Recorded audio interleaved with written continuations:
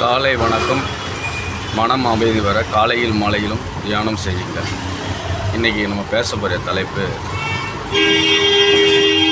தேடுதல்.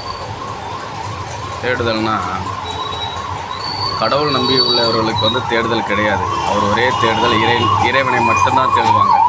ஆனால் மத நம்பிக்கை உள்ளவர்கள், அதான் லௌதீக வாழ்க்கை வாழ்பவர்கள், தேடுதல்னு ஒன்று இருக்கும். தேடல் ஆர் தேடுதல்.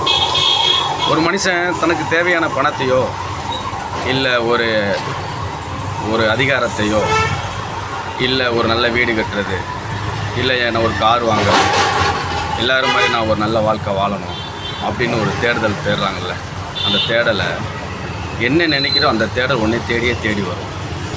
அது முழு நம்பிக்கையோடு உழைக்க வேண்டும். உழைத்தால் நீ தேடுகின்ற பணமாக இருந்தாலும், நீ தேடுகின்ற வீடு, காரு, இந்த மாதிரி மனித தேவைக்கான தேடலை தேடினாலும் கிடைக்கும்.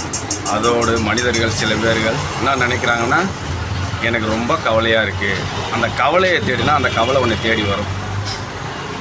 நான் ரொம்ப சந்தோஷமாக இருக்கேன் அப்படின்னா அந்த சந்தோஷம் ஒன்று தேடி வரும் இல்லையா?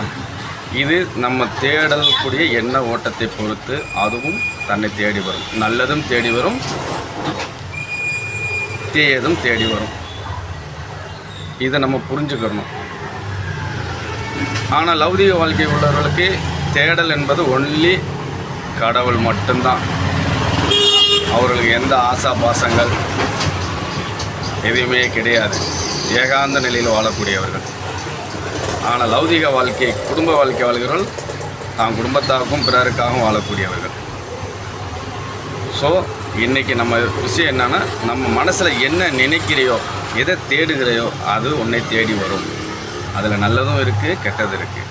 கெட்டதெல்லாம் யோசிக்காமல் வாழ்க்கையில் கஷ்டங்கள், இன்பமும் துன்பமும் மாறி மாறி வந்து கொண்டே தான் இருக்கும்.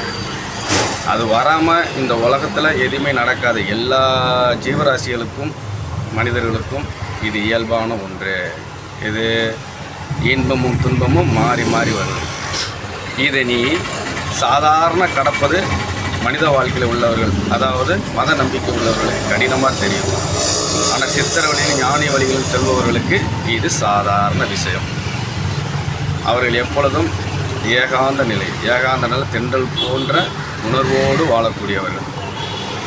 ஆகையால் நீ என்ன தேடுகிறாயோ அது உன்னை தேடிக்கொண்டு தேடி வரும். நன்றி, வணக்கம்.